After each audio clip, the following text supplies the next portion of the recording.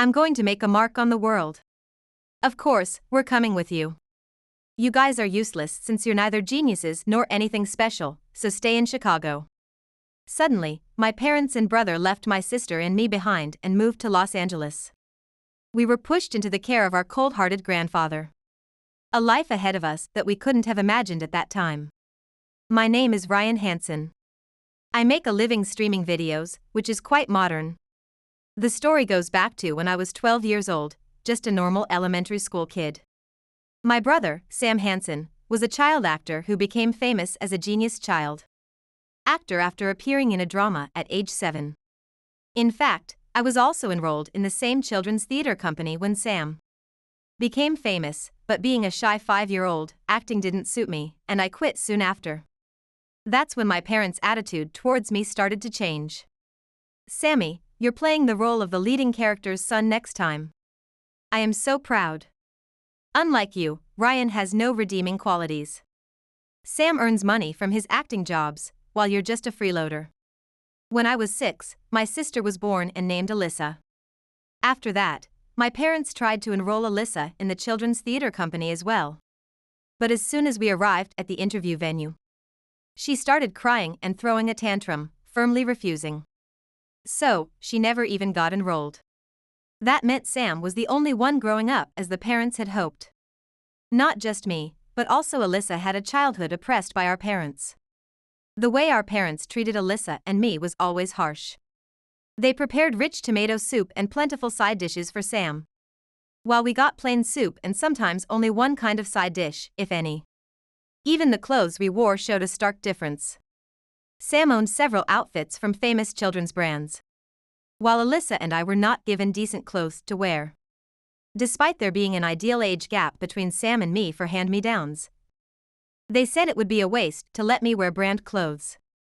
Then one Christmas, a lavish spread was prepared on the table. Alyssa and I, enticed by the delicious food, reached out our hands. Don't touch the Christmas dishes. Sam will eat first. Our mother sharply scolded us. Eventually, Alyssa and I weren't allowed to eat until our parents and Sam had their fill, leaving us with leftovers, and we had to do all the cleaning up.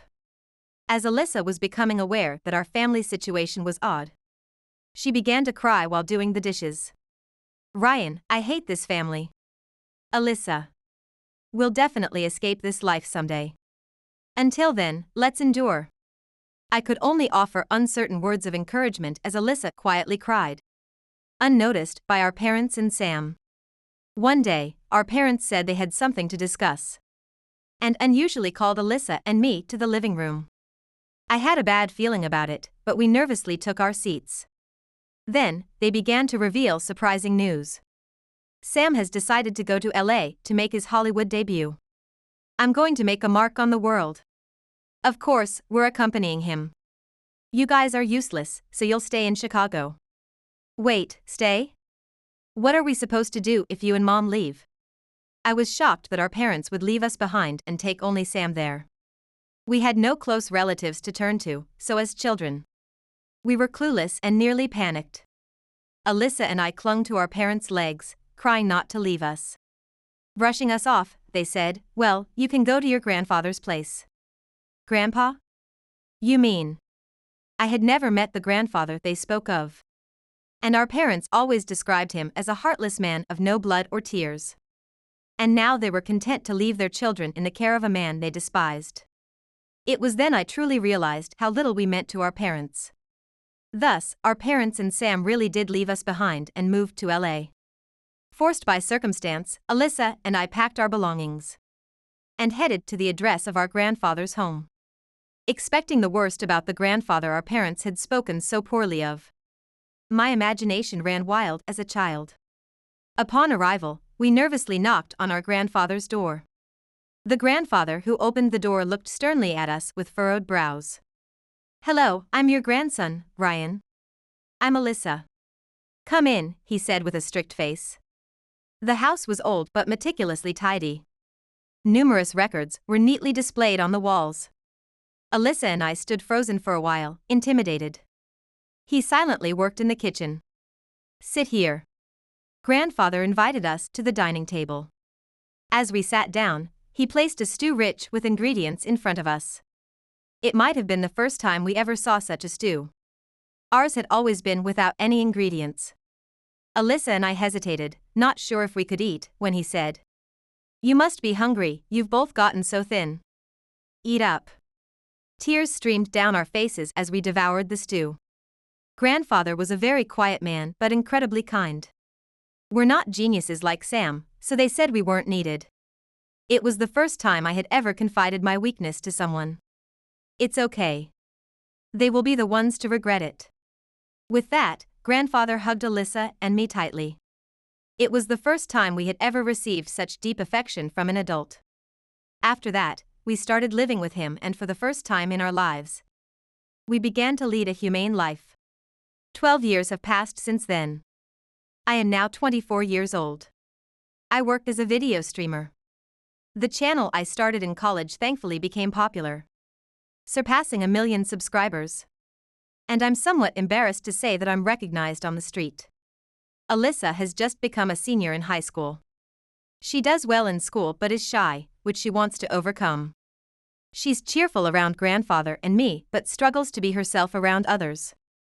One day, I made a suggestion to her. "Why don't you appear on my channel?" "Me? It could be a chance to overcome your shyness?" Alyssa, who seems reserved but harbors a strong competitive spirit, agreed to appear in the video after my suggestion. Thus, Alyssa and I shot a video together for the first time. Since we were filming at home, she was able to relax, and her naturally bright and cheerful self was captured on video. After editing, I posted our first joint video. The views and comments increased more than ever before. The comments like "Who is this beautiful girl?" and "Absolutely gorgeous" were endless. Alyssa was surprised by the overwhelming response and had a complex expression at first. But she soon started smiling as she read each comment about her. With Alyssa's successful appearance, we decided to continue making videos together. Most importantly, Alyssa seemed to be having a lot of fun.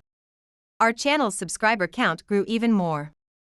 Then, astonishingly, Alyssa received an offer from a fashion magazine publisher to become an exclusive model. Alyssa was unsure whether she could handle such a big responsibility. But with encouragement from Grandfather and me telling her she could do it, she accepted the offer. At first, Grandfather couldn't understand the concept of earning money through videos and was quite worried about me. But after seeing me being approached by fans while walking together in town, he felt reassured that things were going well and became our biggest supporter, mastering the use of the video streaming site and enjoying videos of his musical hobbies. Life was fulfilling, but then, a suspicious DM arrived on my SNS. The sender's account name was Sam_Hansen, my brother's name. No, it couldn't be.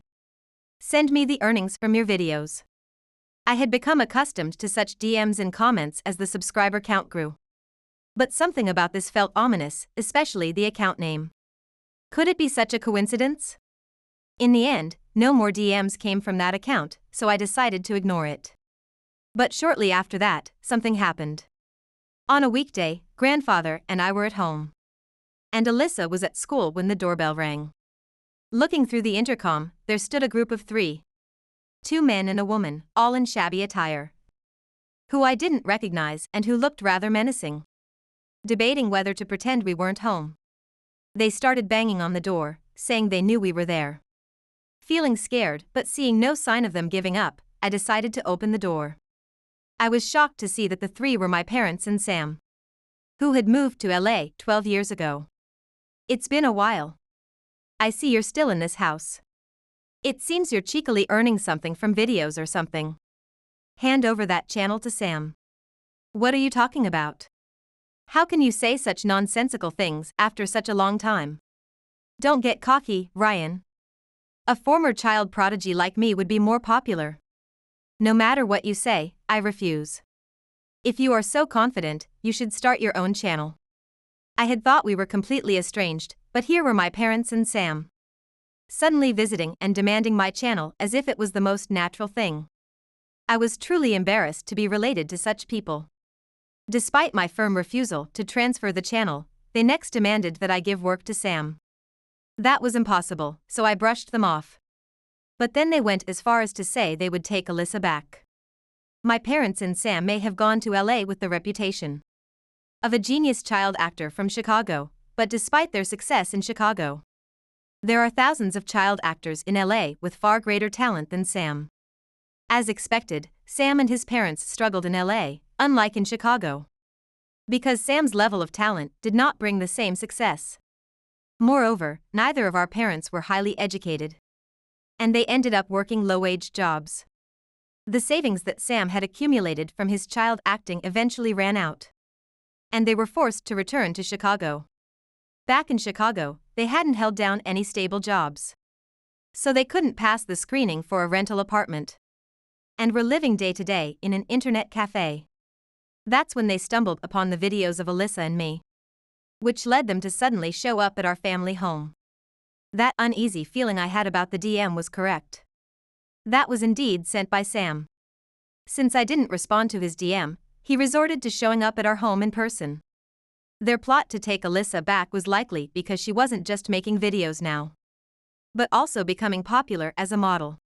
They probably thought they could use her as their new source of income, and maybe even use her popularity to revive Sam's career. I was dealing with the brazen trio alone when grandfather noticed the commotion and came out from the back room. "What's going on here?" "Oh, Dad.